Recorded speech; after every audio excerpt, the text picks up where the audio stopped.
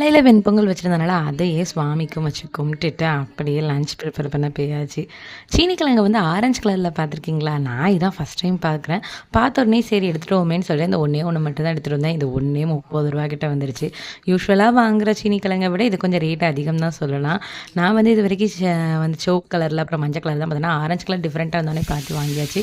Cut பண்ணதுக்கப்புறமே இது orange colour தான் இருந்தது. ஸோ ஒரே ஒரு சின்ன துண்டு மட்டும் எடுத்துட்டு தனியா அவிச்சு சாப்பிடுவோம்னு சொல்லிட்டு வச்சுட்டு, பெப்பர், மஞ்சள் பொடி, உப்பு எல்லாம் போட்டு ஃப்ரை மாரி தான் பண்ணியிருந்தேன். லஞ்சுக்கு என்ன செய்யலாம்னு சொல்லி கேட்டா, ஏதாவது சிம்பிளா பண்ணேன்னு சொல்லிடுவாங்க. செஞ்சதுக்கப்புறம் இதுக்கு இது போடல, இதுக்கு இப்படி பண்ணியிருந்திருக்கலாம், இதுக்கு சைட் டிஷ் இது வச்சிருக்கலாங்கிற மாரி சொல்லுவாங்க. இத பார்க்க சில நான் கல்யாணத்துக்கு முன்னாடி பண்ணது நான் இப்போ ஃபேஸ் பண்ணுற மாரி இருக்கும். அம்மா வந்துட்டு புளியோதரை ஏதாவது பண்ணாங்கன்னா, கடலைப்பருப்பு போடல, நிலக்கடலை போடல, பொட்டுக்கடலை துவையலுக்கலையா இந்த மாரி கேள்வி கேட்டுட்டே இருப்பேன்.